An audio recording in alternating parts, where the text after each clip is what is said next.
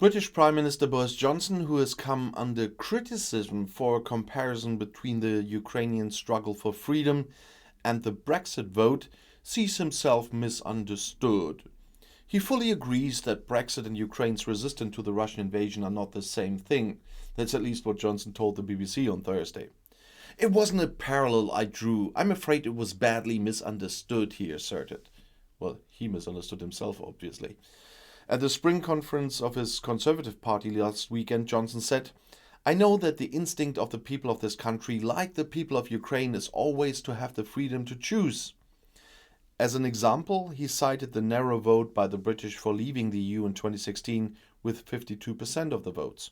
When people voted for Brexit in such large numbers, I don't think they did it because they were hostile to foreigners, but because they wanted to be free, said the Prime Minister, and adding after a pause, to do things differently and to be able to make decisions for yourself in this country.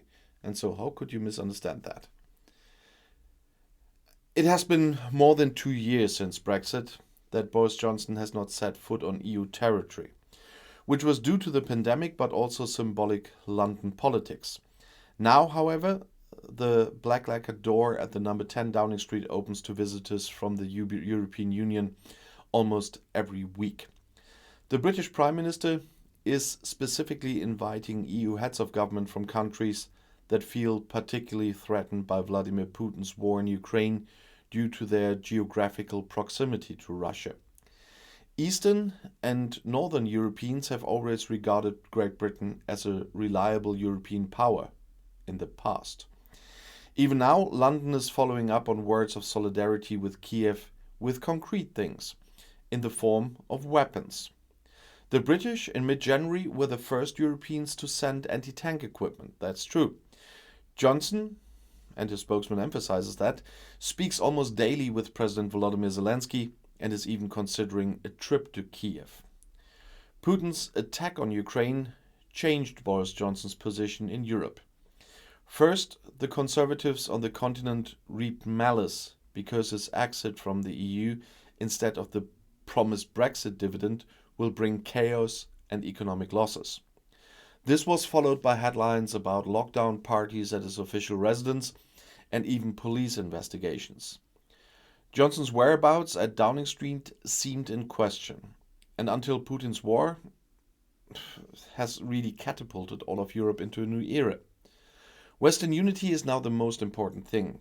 That we have the same priorities in this conflict as the Americans, emphasized Johnson in the interview with the German newspaper Welt at the beginning of March. Since February 24th, not a day has gone by without the government issuing a statement on phone calls that Prime Minister is having with his European counterparts. Despite the new proximity, the Tory leader may be fine with not having received an invitation to the EU meeting last Thursday, although he was in town anyway for the NATO summit. Johnson doesn't want to get too close to Brussels. His statement at the Conservative Spring Party conference last weekend, which I talked in the beginning of the video about, that the Brexit vote is comparable to the Ukrainians' fight for freedom, is part of Johnson's calculation. To secure approval from his Tories and at the same time to take back the old role of power in Europe. Johnson needs to be perceived as an active leader in order to fulfill his own narrative of global Britain. With regard to arms deliveries to Ukraine, the British took the lead in Europe early on. But Johnson also wants to be at the forefront when it comes to joint initiatives for energy security, observes the British Europe expert Mujtaba Rahman. However, it would be wrong to attribute the United Kingdom's military leadership in the Ukraine conflict solely to Johnson's Brexit. The British know about Moscow's nefariousness. Twice in the past 15 years, Putin's hitmen have carried out radioactive chemical warfare attacks on British soil. 2006 against ex-agent Alexander Litvinenko in London, 2018 against former KGB man Sergei Skripal in Salisbury. British military officials planned ahead of Putin's plans to attack Ukraine earlier than others, and they found the PM's ear to listen. According to research by the Sunday Times, Defense Minister Ben Wallace was already internally calling for arms deliveries to Kiev in spring 2021.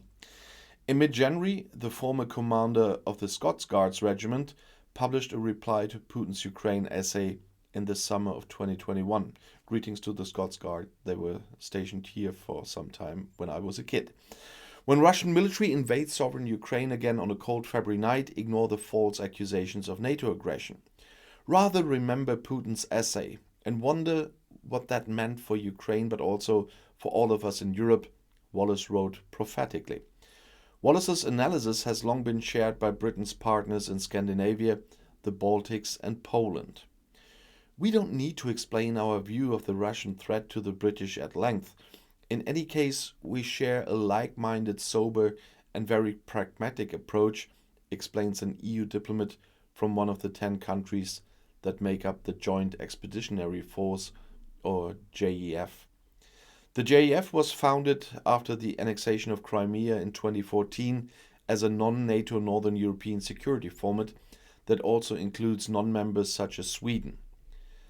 Last weekend, in a traditional gesture, Johnson invited the 10 heads of government to Chequers, the country home of British prime ministers.